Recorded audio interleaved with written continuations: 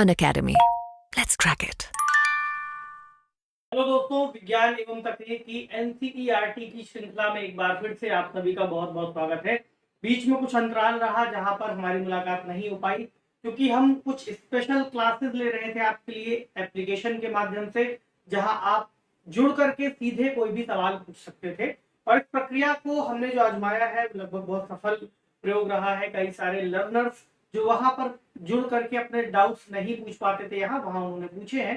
खैर, इस एनसीईआरटी श्रृंखला को जो हमने शुरू किया था, अब उसकी अगली कड़ी का समय आ गया है। तो आज इस क्लास में हम कक्षा 6 की जो पुस्तक है उसके अगले अध्याय पर नजर डालेंगे। आज का जो अध्याय है वो अपने आप में बहुत महत्वपूर्ण होने जा रहा है। चूंकि कक्षा 6 की पुस्तक है, इसलिए उसकी उस मूल रूप को बनाए रखते हुए हम उन एलिमेंट्स को समझेंगे जो कक्षा 6 के विद्यार्थी के लिए उसमें लिखे गए हैं। वैसे तो आप सभी के लिए कक्षा 6 के बाद की जो पुस्तकें हैं 9 की, 10 की, 11वीं 12वीं की, वो ज्यादा महत्वपूर्ण है। लेकिन चूंकि इस पुस्तक में भी कुछ ऐसे बेसिक तत्व हैं जो आगे चल करके आपकी समझ को विकसित करने में कहीं ज्यादा मददगार होंगे। जब हम बाद की पुस्तकों को पढ़ेंगे तब आपको याद आएगा कि आपने इन कक्षाओं में क्या पढ़ा है और कैसे उस चीज को वहां पर जोड़ा है। तो एक तरह से आपका रिवीजन भी हो जाएगा और आगे चल करके जो यही कॉन्सेप्ट थोड़े से जटिल फॉर्म में आएंगे तो आपको समझने में ज्यादा आसानी होगी। तो शुरुआत करें आज की क्लास की। और कक्षा 6 के लिए ये पाठ्य पुस्तक है, ठीक है। और आज हम इसके अध्याय 5 पर चर्चा करेंगे, जिसका नाम है शरीर में गति। जिस तरह से किसी जीव जंतु के चलने में, फिरने में, दौड़ने में, तैरने में कौन सी प्रक्रिया है जिसके माध्यम से वह इन सभी गतिविधियों को करता है। तो एक मूल सवाल है कि किसी जीव में गति कैसे होती है, गति के कौन कौन से मूल रूप हैं, किन कारणों के चलते कोई जीव गति कर पाता है। तुलनात्मक रूप से अगर हम वृक्षों को देखें, पेड़ों को देखें, तो पेड़ों की गति उस तरह से नहीं होती जिस तरह से किसी जीव या जंतु की गति होती है।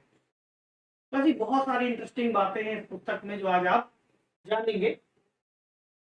तो चूंकि इसकी जो विषय सूची है इस पर हमने पहले भी बात की है, लेकिन एक बार देखते हुए चलेंगे। क्योंकि इस पुस्तक में कौन कौन से अध्याय हैं, हमने कई सारे अध्याय को कंप्लीट कर लिया है और आज हम यहाँ पर हैं। 3 सेशन हमने ले लिए हैं, चूंकि चैप्टर 5 पर आ गए हैं।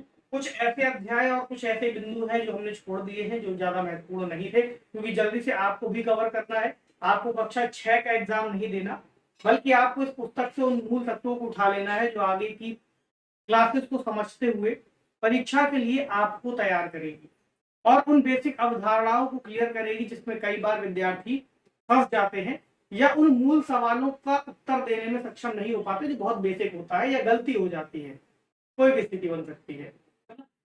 तो शरीर में गति का जो चैप्टर है इसको समझेंगे। अच्छा, इसमें भी कई सारे ऐसे शब्द हैं जो महत्वपूर्ण है, जैसे हमने पिछली कुछ क्लासेस में देखा था। जैसे आज की इस कक्षा में आपको शब्द मिलेंगे मेरुदंड, कंदुक, खल्लिका, संधि। अभी यहाँ पर हिंदी में इसको मैं जानबूझ के बोल रहा हूँ कि आप लोग थोड़ा सा सोचिए, अगर ये लिख करके आ जाएगा तो क्या आपको पता चलेगा कि कंदुक, खल्लिका, संधि किसे कहते हैं। तो ये हिंदी वाली कोई संधि नहीं है जहां पर आपको जोड़ना है। उसके बाद एक शब्द आएगा शूक, एक शब्द आएगा उपास्थि, एक आएगा गुहिका, इसी तरह एक आएगा अचल संधि। जंतुओं की चाल, ये तो समझ ही पा रहे होंगे, जंतुओं की चाल सामान्य सी बात है। एक आएगा भिन्न संधि। और यहाँ पे जो संधि शब्द है ये बेसिकली जॉइंट्स को परिभाषित कर रहा है। अभी आगे इस पर बात कर लेंगे। इसका पेशी यानी मसल्स। अब समझिए कि कितने सामान्य से शब्द हैं ये। मसल रोज सुनते हैं आप, रोज बोलते हैं, लेकिन पेशी सुनने के बाद संभवतः आप लोग उत्तर दे पाए, संभवतः किसी को ना भी समझ में आए। जैसे ये कंदुक, खल्लिका, संधि, अब इसका भी मैं उत्तर दूंगा। जैसे ही आप इसका इंग्लिश शब्द सुनेंगे तुरंत आपको याद आ जाएगा। बाह्य कंकाल, श्रोणी अस्थियां, धुराग्र संधि, पसली पिंजर। अच्छा, पसली पिंजर तो मालूम है, पसलियों के बारे में छोटे में बहुत बच्चे खेलते हैं और पसली दबाते हैं एक दूसरे की, दबानी नहीं चाहिए। कंधे की अस्थियां, कंकाल और धारा रेखीय। तो क्या है इन शब्दों का अर्थ, मतलब पढ़ने के दौरान ये सभी आपको एक एक करके मिलते जाएंगे और इनका अर्थ भी निकलता जाएगा। तो यहाँ से शुरू हुआ है जो टॉपिक है। देखिए, कहानी ये है कि अगर आप बिल्कुल शांति से बैठ करके सुने, मैं पहले आपको किताब के शब्दों में बताता हूँ, फिर सामान्य भाषा में। किताब बेसिकली ये कहती है कि अगर आप शांत होकर के अपने चारों ओर देखें और खुद से इस बात को सोचें कि अगर आप अपनी गर्दन को एक तरफ घुमाते हैं, अपना हाथ उठाते हैं, आप चलना शुरू करते हैं, आप क्लासेस तक आते हैं या कहीं और जाते हैं, तो आखिरकार ये जो जीव जंतुओं में गति है, ये गति किस तरह से संभव हो पाई है, या पेड़ पौधों में इस तरह की गति क्यों नहीं होती, जीवों में ऐसी क्या अलग विशेषता है जो पेड़ पौधों में नहीं है। ऐसे सवाल इस पुस्तक में है। तो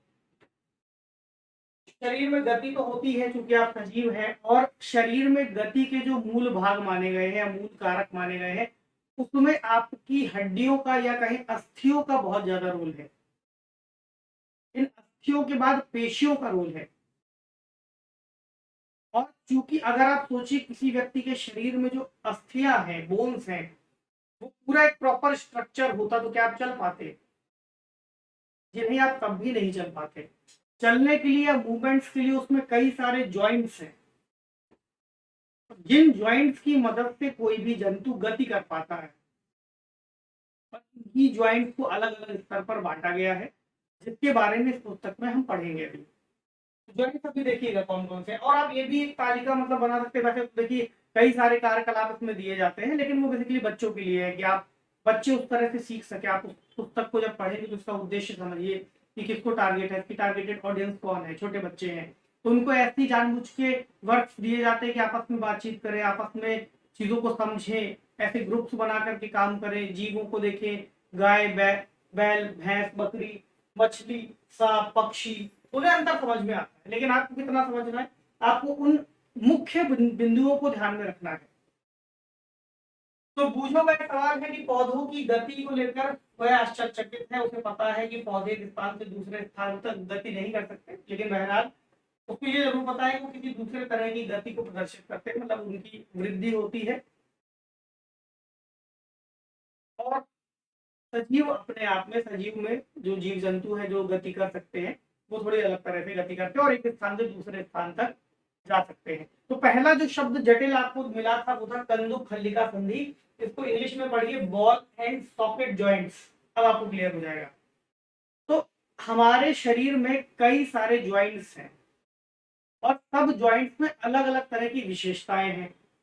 जैसे ऐसे समझिए कि अगर मैं आपसे कहूं आप अपना कंधा मूव कीजिए, तो अगर आप अपना कंधा इस तरह से हिलाते हैं तो आप इसको गोल गोल घुमा सकते हैं, आगे की ओर गति दे सकते हैं, पीछे की ओर दे सकते हैं, साइड में उठा सकते हैं, ऊपर की ओर उठा सकते हैं। लेकिन अगर वही मैं आपसे कहूं कि आप अपनी कोहनी को मोड़िए, मान लीजिए मेरी कोहनी है, इसको आपने मोड़ा तो एक ही तरफ को मुड़ेगी, इसको आप कंधे की तरह नहीं घुमा सकते। यहाँ पर आपको समझ में आ रहा है कि ज्वाइंट्स तो हैं शरीर में, बहुत सारे ज्वाइंट्स हैं। जब बच्चे का जन्म होता है तब लगभग 305 अस्थियां पाई जाती हैं, हड्डियां जिन्हें हम बोन्स भी कहते हैं। लेकिन जब वह एक वयस्क के रूप में अपने जीवन क्रम को आगे बढ़ाता है तो ये लगभग 206 हो जाती है। इतनी सारी जब है तो इसमें अलग अलग स्तर पर ज्वाइंट्स भी होगा, जो ज्वाइंट्स मिलकर के आपको गति देने में सहायता करते हैं। इसी में से एक ज्वाइंट है बॉल एंड सॉकेट ज्वाइंट, जो कंधे के पास पाया जाता है। इसमें क्या है, इस तरह से एक स्ट्रक्चर है, समझिए, जो स्ट्रक्चर आगे जाकर के एक बॉल जैसी संरचना इसमें जुड़ी हुई है, और उस बॉल के ऊपर एक कटोरी जैसी संरचना है। ये और समझिए कि एक बॉल जब आपके पास होगी तो आप उसमें जब इस तरह से उसको लगाएंगे तो आप इसको कहीं भी मूव करा सकते हैं। जैसे आपने जॉयस्टिक देखे होंगे या गेम्स के रिमोट देखे होंगे, उसमें जॉयस्टिक लगा होता है, आप उसको मूव कराते कहीं भी किसी भी डायरेक्शन में घुमा सकते हैं। तो वो किस ज्वाइंट का उदाहरण है, वो है बॉल एंड सॉकेट ज्वाइंट का। और इस ज्वाइंट की मदद से ही फिर कंधों का मूवमेंट सुनिश्चित हो पाता है। तो अलग अलग अंगों में अलग अलग तरह से ज्वाइंट्स पाए जाते हैं। जैसे गर्दन में अलग तरह का ज्वाइंट होगा, आपके हाथों में यानी कि कोहनी के पास अलग तरह का ज्वाइंट है, घुटनों के पास अलग तरह का ज्वाइंट है, हड्डियों जो आपकी खोपड़ी है, खोपड़ी में अलग तरह का ज्वाइंट है, कई ऐसे भी ज्वाइंट है जो किसी तरह मूवमेंट नहीं करते। तो यहाँ पर आपको दिखाया गया है, जैसे कमर के पास वाली हिप वाली हड्डी है, हिप बोन जिसे बोलेंगे, तो वो भी कुछ ऐसे ही ज्वाइंट का उदाहरण है। तो अगर आपसे उदाहरण पूछ दिया जाए, कोई स्टेटमेंट लिख करके कि ये जो हड्डी है ये किस तरह के ज्वाइंट का उदाहरण बनाती है, या मनुष्य का कंधा या मनुष्य की कमर किस तरह के ज्वाइंट्स का उदाहरण है, तो आपको यहाँ पर फिर उत्तर देना पड़ेगा कि किस तरह के ज्वाइंट का, और आप बेसिकली समझ सकते हैं, बहुत आसान है। जब आप उस मूल ज्वाइंट की क्रियाविधि को समझ जाएंगे तो इसका उत्तर देना बहुत आसान है कि भाई ये कौन सा ज्वाइंट है। आपको पता है कि बॉल एंड सॉकेट ज्वाइंट कैसे काम करता है, तो जिस भी अंग के बारे में पूछा जाएगा आपको पता चल जाएगा कि उस अंग को आप मूव करा सकते हैं, आपको समझ आएगा कि उस तरह से मूव कर रहा है, उस परिभाषा में फिट हो रहा है या नहीं हो रहा है ना। तो ये कुछ ऐसा। अब इसमें जो नाम दिख रहा है ना जटिल से बड़े, इन पर बहुत कंफ्यूज नहीं होना है, आपको केवल इनके इंग्लिश वाले शब्द भी याद कर लेने हैं। हिंदी वाले तो हो सकता है आप पहली बार सुने, अगर पहले पढ़ लिया है तो और अच्छा है, और अगर नहीं पढ़ा है तो फिर समझ लीजिए कैसे पढ़ना है। ये कौन सा है, पाइवोटल जॉइंट है ना। ये कहाँ मौजूद है, ये गर्दन के पास वाली इस लोकेशन पर आपको मिलेगा। ये देखिए खोपड़ी का कंकाल है, और स्ट्रक्चर ये आकर के यहाँ जुड़ा है जो आपका मेरुदंड कहलाता है। और ये वाले दो स्ट्रक्चर पाइवोट ज्वाइंट कहलाते हैं, जिसकी मदद से कोई चीज इधर या उधर की ओर मूव कर सकती है। क्या दिख रहा है आपको, एक ऐसा ज्वाइंट जो इधर मूव करेगा या तो इधर मूव करेगा, यानी आप इधर देख सकते हैं और इधर देख सकते हैं। यानी इसकी मदद से आप अपनी गर्दन को दो डायरेक्शन में ऐसे और ऐसे घुमा सकते हैं, ठीक है। और कई बार लचीला है तो थोड़ा सा इधर और इधर भी कर सकते हैं। लेकिन ये बॉल एंड सॉकेट जॉइंट से अलग है। सोच लीजिए कि वो कितना घुमा सकता है, लेकिन क्या आप अपनी गर्दन को ऐसे ऐसे घुमा सकते हैं, घुमाने मत लगिएगा नहीं तो फिर दिक्कत हो जाए। ठीक है, अगला है हिंज जॉइंट।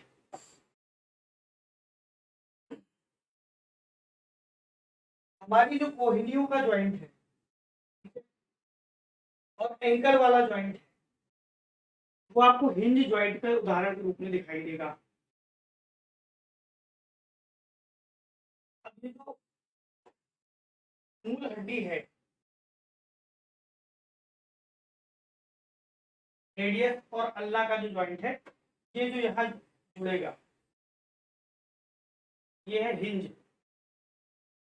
आपने से दरवाजों को देखा होगा, दो दरवाजे या दरवाजा जो अपने कब्जे में लगा होता है, अपने उस होल्डिंग पार्ट में लगा होता है, वहां कैसे लगा होता है, उसमें एक स्ट्रक्चर ऐसा होता है जो उसको होल्ड करता है, दूसरा स्ट्रक्चर उसमें जाकर के फंस जाता है और फिर वो एक तरह से इस तरह से खुल पाता है ना। तो ये दरवाजे वाला जो ज्वाइंट है वो कुछ ऐसा ज्वाइंट है, यानी कि अगर मैं अपना हाथ सीधा करके मोड़ूं तो आप देखेंगे कि इस तरह से मुड़ रहा है। आप इसे ऐसे कर दीजिए तो दरवाजा ऐसा मूव करने लगता है, और इसी ज्वाइंट का वो भी एग्जाम्पल है। तो मनुष्य के शरीर में जो कोहनी वाला ज्वाइंट है वो हिंज ज्वाइंट है, एंकल के पास एड़ी के पास जो ज्वाइंट है वो भी हिंज ज्वाइंट का उदाहरण है। अच्छा, कुछ ज्वाइंट ऐसे भी है जो मूव नहीं करते बट जुड़े हुए हैं, उनको बोलते हैं फिक्स्ड ज्वाइंट या अचल संधि। देखिए अचल संधि सुनने में अजीब सा लगेगा कि ये कौन सी संधि है तो चल ही नहीं रही, लेकिन फिक्स्ड ज्वाइंट जब आप सुनेंगे, इसलिए साइंस और टेक्नोलॉजी में बहुत जरूरी है कि आप उसके इंग्लिश शब्दों से भी परिचित बने रहें, और बेसिकली इंग्लिश से परिचित होना ज्यादा बेहतर है, क्योंकि हिंदी में कई बार शब्द बहुत जटिल से आ जाएंगे जो आप भूल भी जाएंगे। तो पेपर में तो दोनों तरह से छप करके आएगा, अगर आप प्रारंभिक परीक्षा को देखेंगे या मेंस में भी जिस भाषा पे आप लिखेंगे वो छप करके आएगा, इंग्लिश में तो आएगा ही। तो वहां आपको ज्यादा आसानी होगी उस शब्द को तुरंत डिकोड कर देने में, तो हो सकता है फिर आप भूल जाए, तो इंग्लिश शब्द पढ़ लीजिए, लेकिन हिंदी भी पढ़ लीजिए ताकि फिर कंफ्यूजन ना हो, या कभी हिंदी ही मान लीजिए कहीं आपको मिल गया तो आप उसका उत्तर निकाल पाए, तो बार बार पूरे पेपर को आप हिंदी इंग्लिश देख नहीं सकते, टाइम बहुत ज्यादा होता है। लेकिन जहां आपको डाउट लगे वहां आपको जरूर देखना चाहिए, फिर भले ही टाइम लग जाए। तो आपको दिख रहा है कि हड्डी जो खोपड़ी है, मानव खोपड़ी, उसमें कई सारी अस्थियां आपस में जुड़ी होती हैं, कई सारे जॉइंट्स हैं, लेकिन ये मूव नहीं करते बल्कि जुड़े हुए हैं, सिर्फ उसको एक आकार देते हैं। और मानव की खोपड़ी बहुत ही ज्यादा प्रमुख अंग है, या हम कहें प्रमुख अस्थि से बना हुआ एक स्ट्रक्चर है, जहां पर मनुष्य का मस्तिष्क सुरक्षित रहता है। और मस्तिष्क किसी भी जीव के या मनुष्य के शरीर का बहुत ही महत्वपूर्ण अंग है।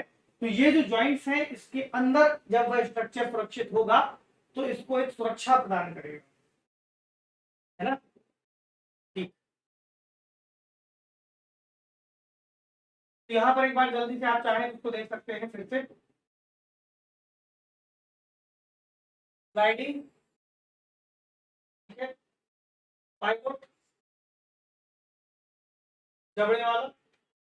जैसे कि अगर आप यहाँ पर भी देखेंगे तो जो ऊपरी जबड़ा है वो फिक्स है। आप नीचे वाला जबड़ा तो मूव कर सकते हैं, लेकिन ऊपर वाला जबड़ा मूव नहीं कर सकते, जो ऊपर आपके ज्वाइंट में है। वो भी किसका एग्जाम्पल है? फिक्स ज्वाइंट का। हिंज में आपने देख ही लिया, जैसे आपका लैपटॉप मूव करता है हिंज में जुड़ा होता है।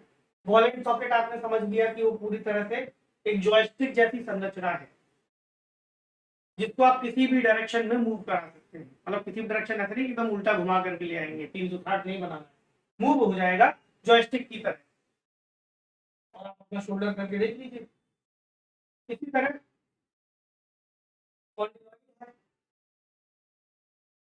और सैडल जॉइंट आपकी यहाँ उंगलियों के पास वाला, कलाई के पास वाला जो घूमता है, आप थोड़ा बहुत अप एंड डाउन कर सकते हो, ये स्ट्रक्चर हुआ। अच्छा, इन जॉइंट्स के बाद पुस्तक में जो मूल बात आती है, फिर वो आती है कि हमारा जो पूरा शरीर है वो किस तरह से आपस में कनेक्ट है और कैसे बंधा हुआ है। हमने हड्डियों की बात कर ली, अस्थियों की बात कर ली कि 305 से 206 तक तो आ ही जाते हैं। और इस पूरे स्ट्रक्चर को आपस में जोड़ते हुए चलाने का जो काम देता है, जो आधार देता है, वो है हमारा स्केलेटन, यानी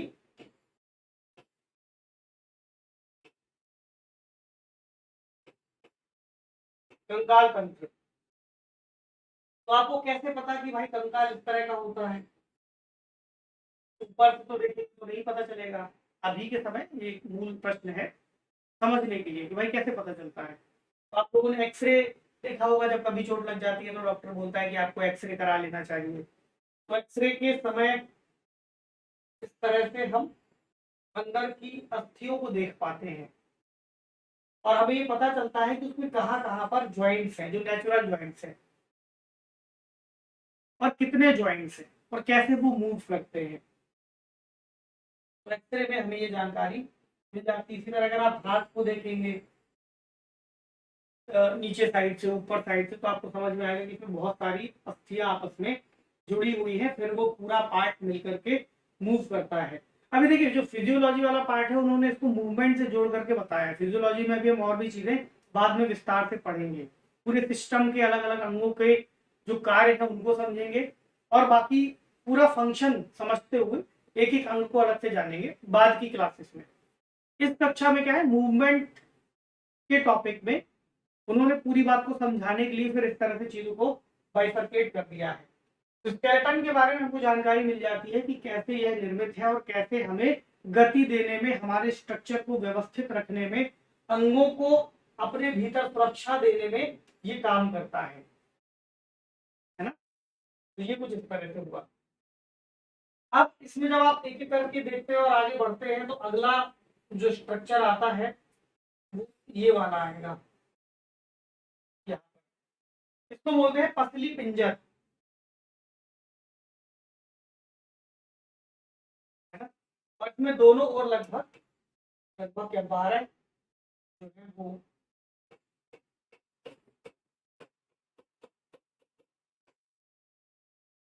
12 संरचनाओं से आपस में जुड़ा है दोनों साइड। यहाँ पे इस तरह से ये जो आपको दिख रही है, और इसका कार्य क्या है, मनुष्य के भीतर जो महत्वपूर्ण अंग है जैसे फेफड़े, दिल या हृदय, उसको सुरक्षित रखना, और ये जुड़ा है इससे, मेरुदंड से।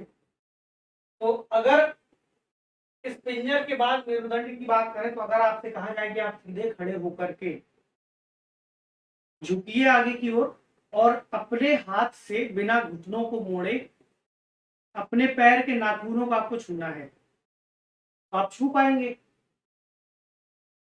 तो क्या जो आपके कमर में या हमें पीठ में जो संरचना जुड़ी हुई है वो आपको इतना लचीलापन जब देती है तभी तो आप इस तरह से मोड़ पाते हैं। तो यही इस किताब में बताया गया है कि हमारे शरीर में जो मेरुदंड है वो किस तरह से अलग अलग खंडों से जुड़ करके बना हुआ है, मतलब वो केवल एक पूरी लकड़ी की तरह नहीं है, और लकड़ी की तरह होता तो वो मुड़ नहीं पाता, इसलिए अलग अलग खंडों से मिलकर के बना है जो आपको मूवमेंट देते हैं, झुकने की या लचीलापन प्रदान करते हैं। तो इसके तीन तरफ से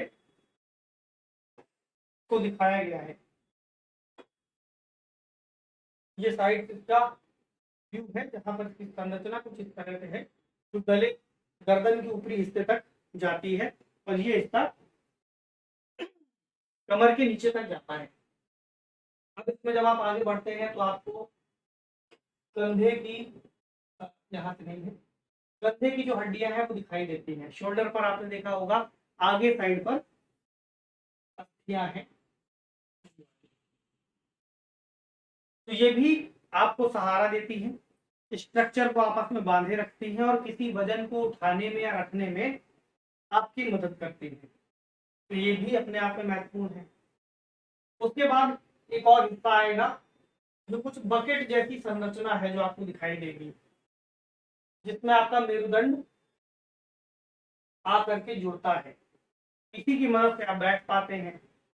यहाँ से भी आपके जो पैरों की हड्डियां हैं, अस्थियां हैं, वो जुड़ती हैं और कुछ महत्वपूर्ण अंगों को ये भी सुरक्षा प्रदान करने का काम करता है। ये स्ट्रक्चर भी जरूरी है समझना।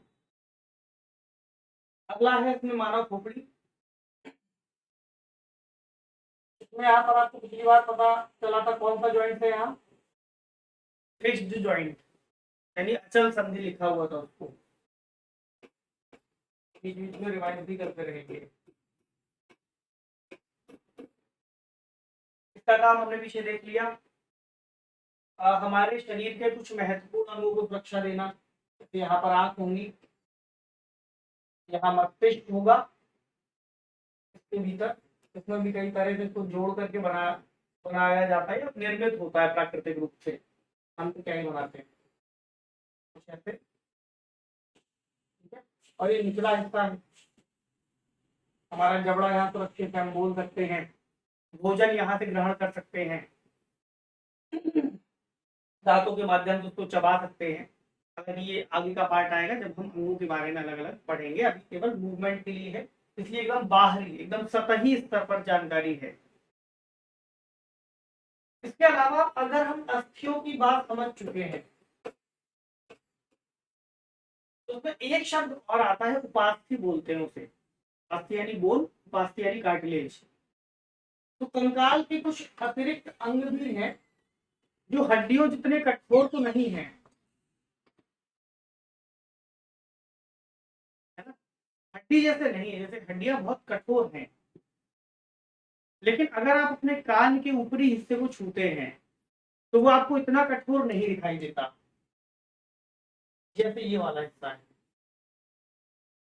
लेकिन आप तुलनात्मक रूप से देखिए कि अगर आप इस हिस्से को छुएंगे या दबा करके देखेंगे तो ये बहुत ज्यादा सॉफ्ट है इसके मुकाबले। तो ये बहुत सॉफ्ट है, ये कम सॉफ्ट है, लेकिन ये हड्डियों जितना सॉफ्ट नहीं है, या अस्थियों जितना सॉफ्ट, सॉरी अस्थियों जितना हार्ड नहीं है, अस्थियों से ज्यादा सॉफ्ट है। और कर्णपाली बोलते हैं, ये निचला हिस्सा है जहां पर महिलाएं या लोग कुंडल पहनते हैं, कर्णपाली का हिस्सा है जहां कुंडल पहने जाते हैं।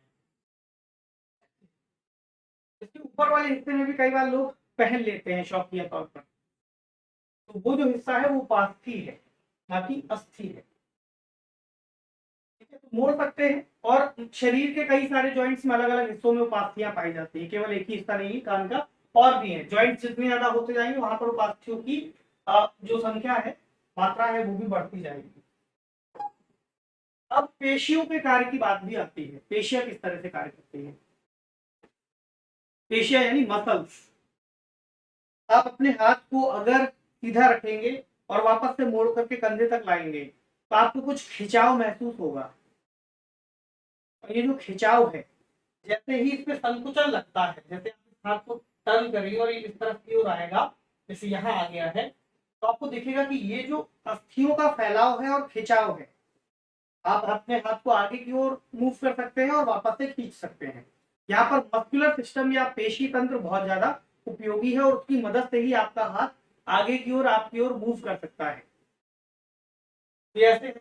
और जब आप इसको खींचते हैं तो ये संकुचित होकर के बहुत कठोर सा हो जाता है। जब भी कभी जब आप देखते हैं जिम या जो लोग एक्सरसाइज करते हैं, वर्कआउट से जुड़े होते हैं, फिजिकल एक्टिविटीज करते हैं, तो बेसिकली क्या है, अस्थियों में पेशियों को मजबूत कर रहे होते हैं। तभी कहते हैं मांसपेशियां मजबूत हो गई हैं और फिर बॉडी बन गई इस तरह करके। तो वो खिंचाव है, पेशियां दिखती हैं, और पेशियां वो स्ट्रक्चर है जो आपके हाथ को आगे की ओर या आपकी ओर खींचती है। पेशियों का दो समूह काम करता है यहाँ पर। कैसे? एक पेशी वो है जो आपके हाथ को इस डायरेक्शन में खींचने का काम करती है जब आप अपनी ओर खींचते हैं। फिर जब आप हाथ को बाहर छोड़ते हैं वापस से, इसका दूसरा सेट इसको इस दिशा में खींचता है। यानी पेशियां केवल खींच सकती हैं, धक्का नहीं दे सकती। इस बात को याद रखिएगा। पेशी का जो कार्य है वो केवल खिंचाव है, उसको ढकेलना नहीं है। इसलिए दो सेट काम करते हैं कि जिस दिशा में भी खींचना होगा वो उस दिशा में खींच लेगी। जब इधर वाली खींचेगी तो ये शिथिल हो जाएगी, और जब इधर की ओर खींचेगी तो दूसरी वाली पेशी शिथिल हो जाएगी। और वही बात यहाँ लिखी हुई है। संकुचन की अवस्था में पेशी छोटी, कठोर और मोटी हो जाती है और यह अस्थि को खींचती है। यानी आपका जो बोन स्ट्रक्चर है उसको कौन खींचता है?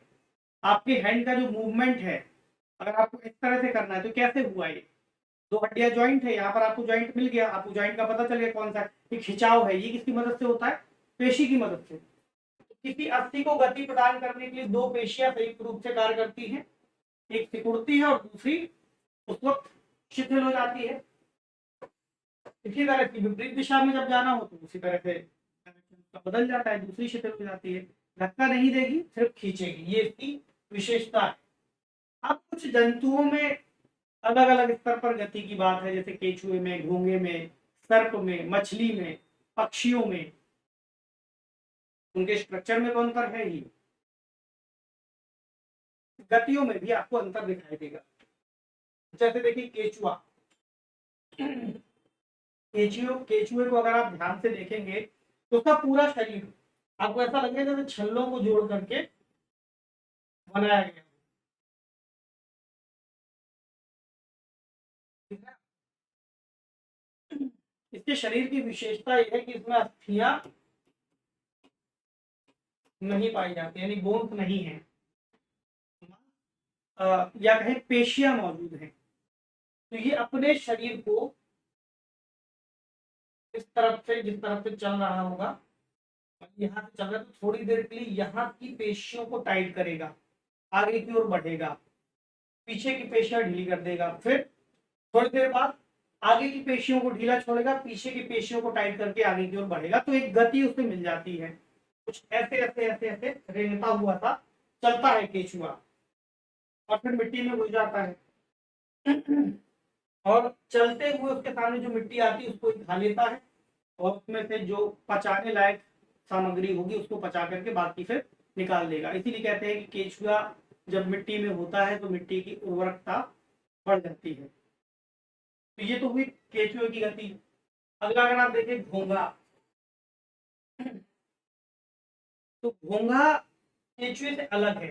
अगर आप इसको किसी स्लाइड में रख लें और आप इसको ऊपर उठा करके देखें तो नीचे से आपको दिखेगा वो चलने लग जाए। तो उसकी गति कैसे है? स्नेल बोलते हैं। तो आपको इसके ऊपर एक जटिल संरचना दिखाई देगी, बहुत हार्ड है, कठोर एक स्ट्रक्चर है। तो ये स्ट्रक्चर को चलने में मदद नहीं करता, क्योंकि इसके भीतर ही छुप जाता है और अपने आप को सुरक्षित करता है। फिर जब देखेगा कि खतरा हट चुका है तो फिर इससे बाहर की ओर निकलेगा और धीरे धीरे चलेगा। इसका जो मूवमेंट है, इसकी जो चाल है वो केचुए से अलग है, आपको पता है। तो इसकी जो पेशियां हैं वो अलग तरह से काम कर रही है, केचुए की अलग तरह से काम कर रही है, उसका स्ट्रक्चर अलग तरह से काम कर रहा है। इसी तरह अगर आप पिंचट्टे को देखेंगे, यानी कॉकरोच, कॉकरोच लोगों के घरों में मिल जाते हैं गैस के आसपास, और देखते ही फिर आप चप्पल उठा लेते हैं। तो अगली बार जब आपको दिखे तो चप्पल मत उठाइएगा, उसको थोड़ा ध्यान से ऑब्जर्व कीजिएगा। उसके पास 3 जोड़ी पैर हैं, इसमें पीछे वाले बड़े हैं, आगे वाले थोड़े छोटे हैं। ठीक है, इसके पीठ का जो स्ट्रक्चर है ये वाला, ये अपेक्षाकृत कठोर है, जो इसको सुरक्षा भी प्रदान करता है। और इसके ऊपर फिर 2 जोड़ी पंख लगे होंगे, तो ये रेंग भी सकता है, रेंगना कहीं कहीं चल सकता है, दीवारों पर भी चढ़ सकता है, उड़ भी सकता है। इसके पास तो ज्यादा पावर होगी बाकियों से, अब ये नहीं उड़ सकता लेकिन ये उड़ सकता है। इसका स्ट्रक्चर अलग है, इसकी संरचना अलग है, बाकियों की अलग है। इसी तरह अगर आप किसी पक्षी के स्ट्रक्चर को देखते हैं, तो पक्षी को चूंकि उड़ना है, वो जमीन पे चल सकता है लेकिन बहुत लंबे समय तक चलता नहीं है, उसका काम चलना नहीं है, उसका काम उड़ना है। कई सारे ऐसे पक्षी हैं, बतख है, हंस है, वो तैर सकते हैं पानी में, यानी अंदर नहीं जाते, ऊपर ऊपर सतह पर तैर लेते हैं पैरों को चला करके, डाइविंग। तो उनका शरीर कुछ उस तरह से निर्मित होता है। अब आप इसके अंदर स्ट्रक्चर में अगर देखें तो ये उसके जो पिछले वाले पैर हैं वो तो जमीन पर है चलने के लिए, लेकिन जो आगे वाले हाथ हैं, हाथ कहे अगर उनको भी पैर कह ले चौपाया मान करके, तो वो फिर यहाँ पर पंख के रूप में निर्मित हो गए हैं। विकास की प्रक्रिया में, विकास के क्रम में वो सामान्य हाथों की तरह काम नहीं करते, वो पंख बन चुके हैं। और इसके कंधे के पास की जो यहाँ पर हड्डी है, वो इसको मजबूती प्रदान करती है, और वो सामान्य हड्डियों से थोड़ा अलग है, वो पंख के विकास क्रम में सहायक है। और यहाँ पर जो पंख लगे होंगे वो उसको उड़ाने में, और इसके जो पेट का भाग है वो खोखला है, इसीलिए ये आसानी से उड़ पाता है, ताकि इसका वजन कम हो सके। और उड़ने के लिए भी अगर आप इसको देखें, विमानों की आकारिकी को देखें, तो पक्षियों से बहुत ज्यादा प्रेरित है विमान। जिस तरह से पक्षियों की चोंच होती है उड़ते समय, किसी बाज की कल्पना कीजिए और एक विमान का चित्र सोचिए। वो बात अलग है कि बाज अपने पंखों के माध्यम से अपने आप को हवा में बनाए रखता है, और विमान में भी ग्लाइड करने के लिए विंग्स लगे होते हैं, उसमें इंजन लगा होता है जिसको आगे की ओर ढकेलता है। तो इसका जो आकार है वो आपको पक्षियों से प्रेरित दिखाई देता है। इसी तरह आपने पानी में नाव चलाई होंगी, नावों का आकार ध्यान से सोचिए। वो आगे की ओर से पतली है, बीच में मोटी है, पीछे की ओर से फिर से पतली है। तो जो नाव का आकार है ये बेसिकली प्रेरित है, ये प्रेरित है मछली से। तो मछली का अगर आप आकार देखें तो आपको कुछ ऐसा दिखाई देता है, आगे से उसके मुंह की ओर से वो पतली है, बीच में उसका हिस्सा थोड़ा सा मोटा है, और पीछे पूंछ की ओर फिर से पतली हो जाती है। तो उसका ये आकार उसको तैरने में मदद करता है। और इस आकार को क्या कहते हैं, धारा रेखीय। मछली का आकार कैसा है, धारा रेखीय आकार है। अब इसके अगर आप मूवमेंट को समझें, जब मछली को तैरना होगा तो वो अपनी पूंछ को एक दिशा में मोड़ेगी और अपने मुंह को दूसरी दिशा में मोड़ेगी, फिर जस्ट उसका उल्टा करेगी, पूंछ को दूसरी दिशा में और अपने शरीर को बाकी दूसरे दिशा में। इससे उसे क्या मिलेगा, पानी में गति मिलेगी और वो आगे की ओर बढ़ने लगेगी पानी को काटते हुए। ये उसकी गति का एक माध्यम है। और इसमें भी उसके शरीर की मांसपेशियां मदद करती हैं, अस्थियां भी है, मांसपेशियां भी है। पूंछ में देखेंगे तो इस तरह से फिर है, यहाँ पर फिर है, ये पूंछ है, तो उसको चप्पू की तरह आगे की ओर बढ़ने में मदद करती है। ऐसे ही अगर आप गोताखोरों को देखेंगे तो गोताखोरों के पैरों में भी कुछ ऐसा ही स्ट्रक्चर वो इस्तेमाल करते हैं, जिससे उनको पैरों से पानी को काटने में आगे मदद मिल सके, या आगे की ओर उनको एक पुश मिल सके, धक्का मिल सके। क्योंकि हमारे या मनुष्यों के या उन जीवों की जो सतह पर रहते हैं हाथ पैर उस तरह से विकसित नहीं होते, जो उनको जल में आगे की ओर बढ़ने में मदद कर सके। तो जल के जीव की संरचना इसीलिए जो सतही जीव है उससे अलग होती है। इसको अभी हम आगे पढ़ेंगे जीवन के विकास क्रम में। अगला एक और स्ट्रक्चर है सांप का। तो सांप के बारे में आपको पता है कि सांप किस तरह से आगे बढ़ता है। तो सांप के शरीर में मेरुदंड तो है और बहुत लंबा है और बहुत सारी महीन पेशियां भी मौजूद हैं जो उसके पूरे स्ट्रक्चर को जोड़ करके रखती हैं और आपस में जुड़ी हुई है। उसकी पसलियों को जोड़ेगी, मेरुदंड को जोड़ेगी, त्वचा को एक दूसरे से जोड़ेंगी पेशियां, जिसकी मदद से सांप को अगर आप देखिए तो हमेशा कुंडली जैसा वो दिखाई देता है, जिसमें वलय बनते हैं, कई तरह के वलय में मुड़ा रहता है ऐसे ऐसे।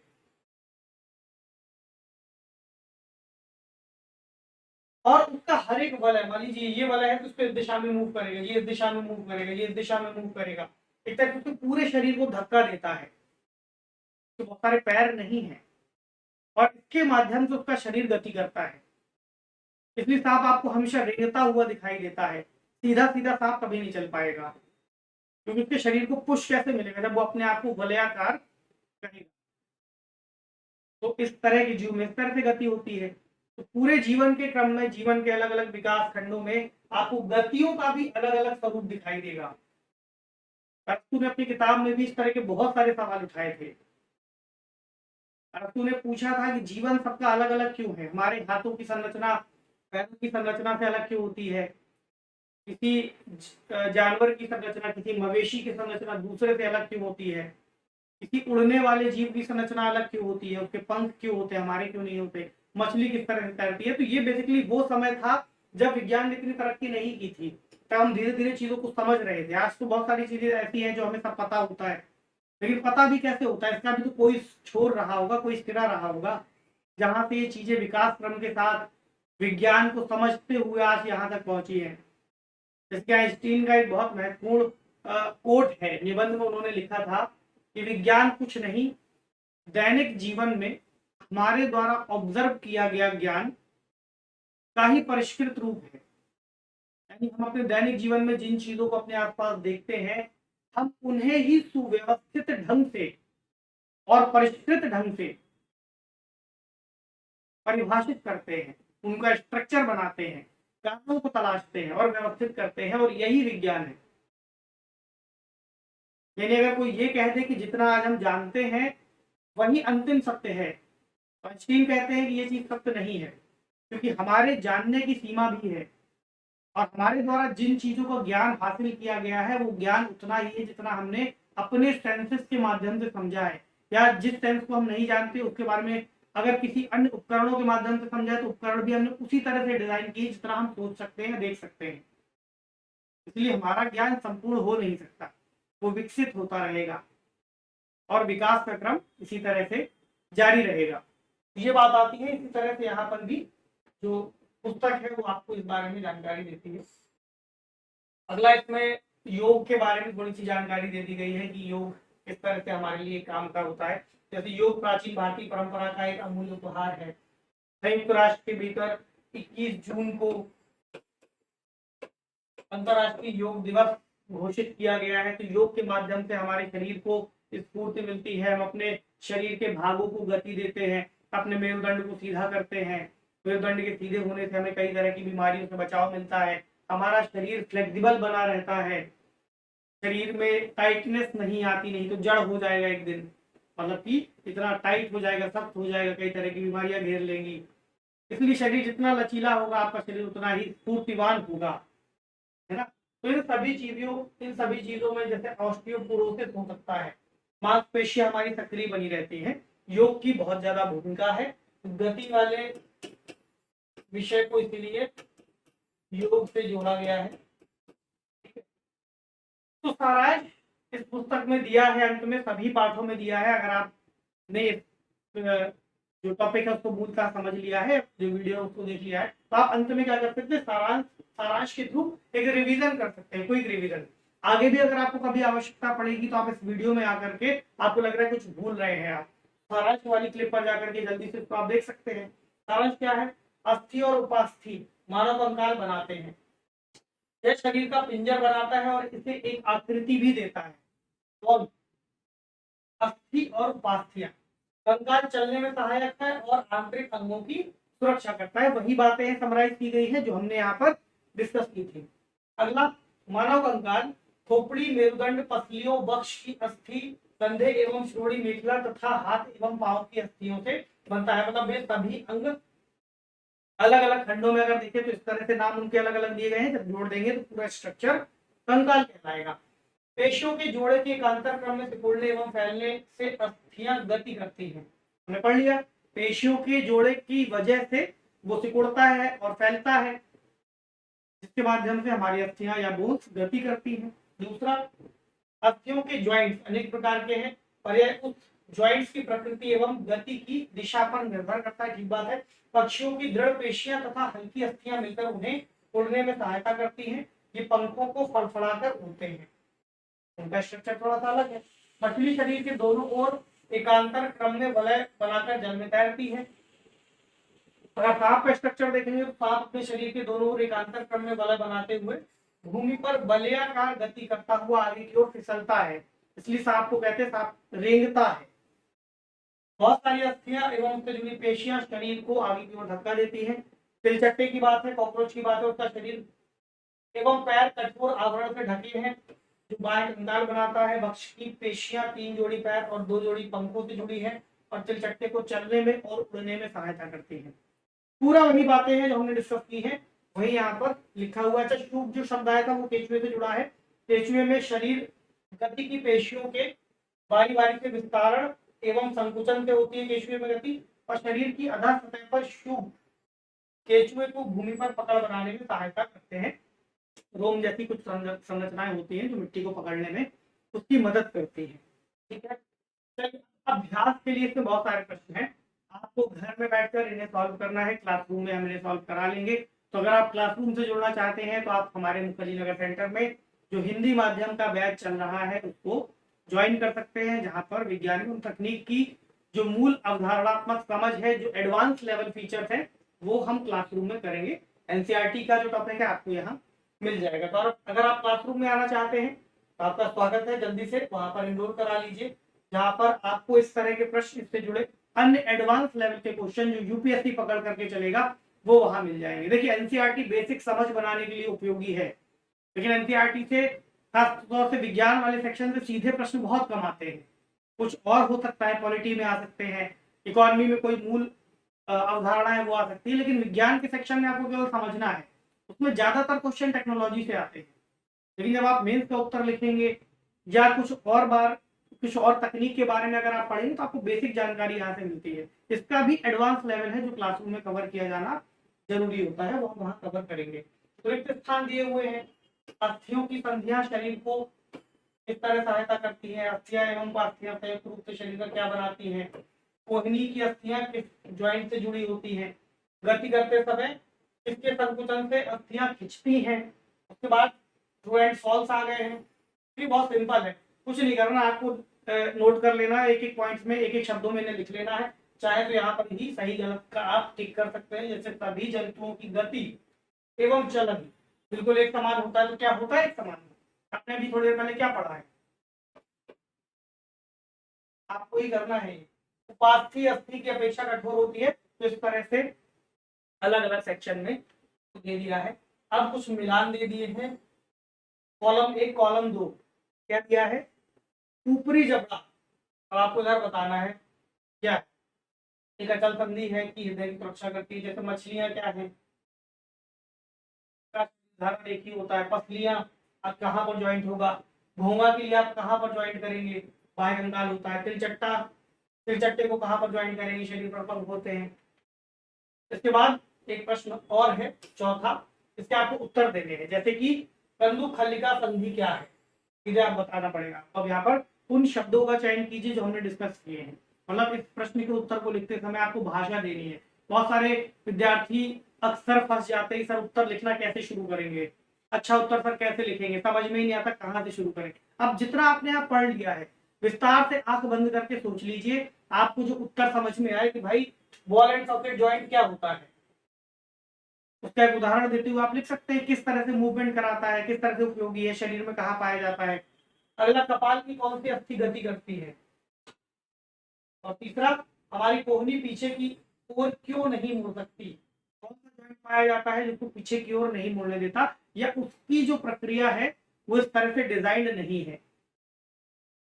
तो इन प्रश्नों को सॉल्व करने की कोशिश या अभ्यास जरूर कीजिएगा, क्योंकि यही छोटी छोटी कड़ी है जो आपको एक बड़ी छलांग देती है। कहते हैं ना कि अगर आपको 3000 किलोमीटर भी चलना हो तो आपको पहला कदम तो बढ़ाना ही पड़ेगा, तो आपको यहाँ पर लिखने का अभ्यास शुरू करना ही पड़ेगा।